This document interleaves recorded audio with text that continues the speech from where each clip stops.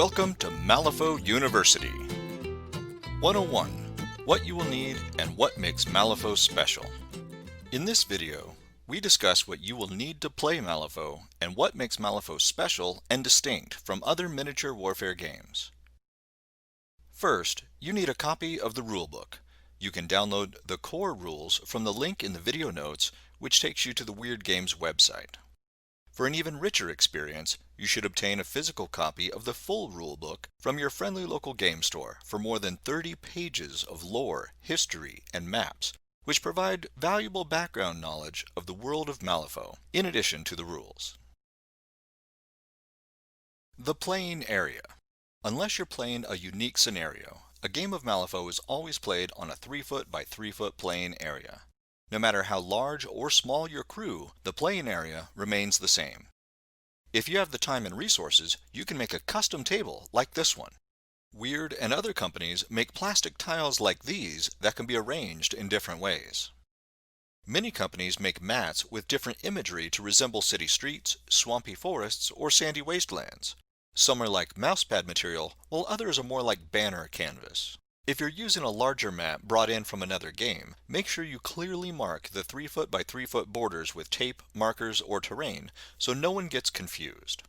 The good news is, you don't need any of these. When you're first starting out, you can just put some painter's tape on your dining room table to delineate the edges and you're good to go. Terrain.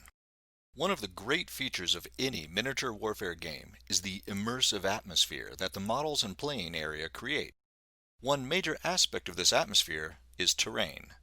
Terrain includes the buildings, trees, fences, ponds, pools of toxic slime, graveyards, and other pieces of construction that will affect how your models interact with one another. Wyrd makes the Wyrdscape line of terrain that is durable, detailed, and fits the theme of Malifaux perfectly. There are many other companies that make terrain out of cardstock, MDF board, plastic, resin, and other materials. When you're just starting out, your best bet is to play in your friendly local game store and use their terrain when possible. If you're playing at home, you can make 2D terrain like forest, fogs, and lakes out of felt, construction paper, and even old compact discs. Stacks of books, sticky notes, and water bottles can also stand in for buildings. There's no need to break the bank on terrain when you're just getting started. Models. Malifaux is a 2-player game, and each player needs a set of models called a crew. Technically, you can each have a set of the same models, but it's more fun if you each use a different crew. Each core crew box has 6 or 7 models that approximately equal one another in terms of strategic strength and value. You can add more models to increase the size of your crew as long as you and your opponent have crews that are nearly the same strength. More about this later. Each model also has a stat card that explains its abilities and powers. You can use physical cards, the Malifaux app, or a combination of both. If you buy 3rd edition models, they'll come with their stat card. If you're buying older models or if your stat cards get updated, you can always find the current 3rd edition cards at the link in the notes below. Tape measure. The playing area of Malifaux is marked in feet and inches, and you'll need a way of measuring them. Most players use a small, flexible tape measure. Small rulers or specialized game measuring sticks are also available. You may want to check out the tape measures used for making clothing, since they tend to be narrower and easier to fit into your hand. Large, heavy-duty tape measures from a hardware store are often too rigid and wide to easily fit into Malifaux's narrow, dark corners. While not required, I strongly encourage you to get a line-of-sight laser pointer like this one from Army Painter. You shine it down on the playing area to help determine line of sight, and it makes the game go much faster. You won't need dice to play Malifaux, but you will need a deck of cards. Let me repeat that. You won't need dice to play Malifaux, but you will need a deck of cards. The elements of chance in this game are resolved by flipping cards from a deck, which means that sooner or later your luck will change for the better or for the worse as you go through your deck. Wyrd makes several different fate decks emblazoned with artwork and the 4 suits of Malifaux: rams, tomes, masks, and crows. You can also use a regular deck of 54 playing cards, including the two jokers. And remember that rams are hearts, tomes are clubs, masks are diamonds, and crows are spades. Write that down on a sticky note and keep it by the playing area, and you're good to go. Let me emphasize again the importance of the Fate deck. This is the most significant feature of Malifaux gameplay mechanics and can be described as heartbreaking good fun. You have a deck of cards with limited numbers and suits, but you also have a hand of cards, usually 6.